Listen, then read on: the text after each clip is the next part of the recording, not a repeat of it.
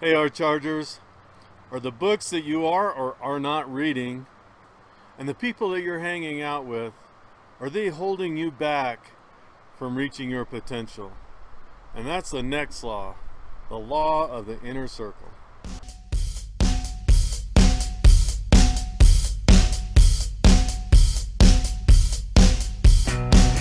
So what is this law of the inner circle?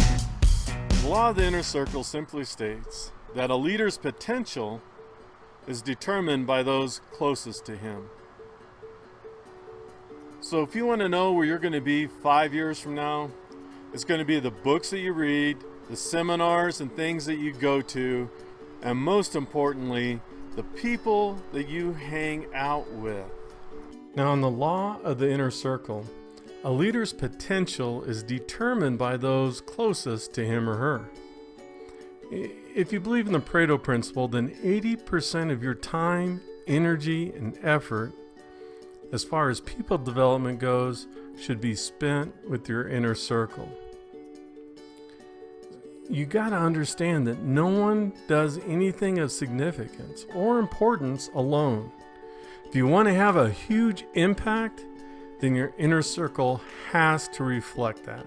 See, our potential as leaders is determined by those closest to us. Your leadership potential is increased through a team effort. But who's closest to you? The problem is sometimes we tend to surround ourselves with people we like and are comfortable with, and that can be dangerous. Sure, you want people with the same values, the same vision as you, the same chemistry. At the same time, you want to make sure you are not picking people just like you in thinking habits or skill sets, or people that have the same weaknesses as you do. Which means you have to be on purpose with the people you surround yourself with.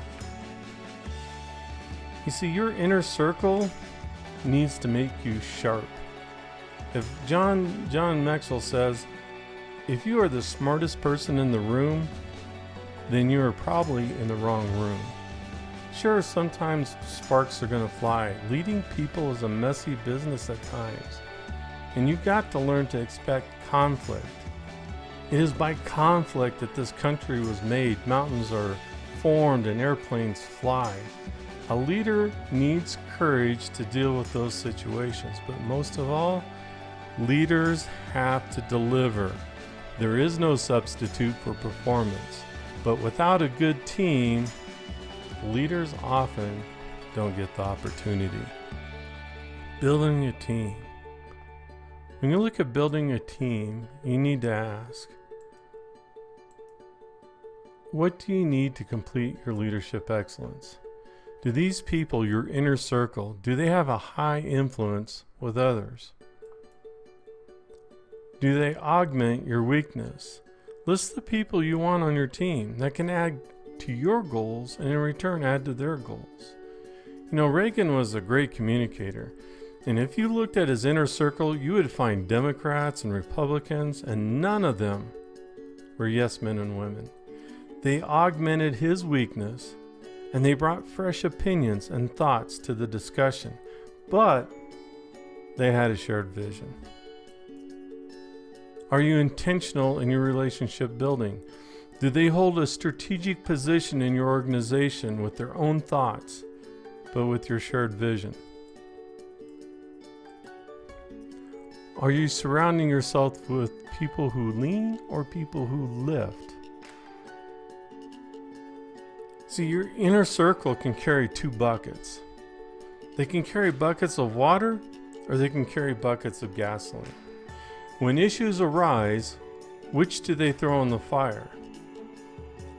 Do they throw the water on and snuff it out, or do they throw the gasoline on and make the issue worse? Make sure you have lifters on your team. And last but not least, make sure they have the 3 C's, and all 3 should be in equal amounts: competence, character, and chemistry. Never stop improving your inner circle. Everyone should be on a journey of growth. If you're not growing, you're dying. So you got to ask yourself, do the people in your inner circle possess the strengths in your areas of weakness? And are you surrounding yourself with people who lead or people who live? See, if you have to ask someone what they are doing to grow, then you already know the answer. The result in their life should indicate that they are on a journey of growth and self-discovery. This isn't being harsh, it's just a fact. If they're not improving, then it's time to make a change. It is said that it's better to have an empty seat at the table full of eagles than a full seat held by a lame duck. Hey, thank you for watching this video. I know it can raise some questions. It can be a little bit emotional because you might have to relook at your alliances and your friends and make sure that they're not toxic, that they're enabling you to be your best. I get that. If you like this video, give me a big thumbs up. Make sure you subscribe below, and we'll see you next time.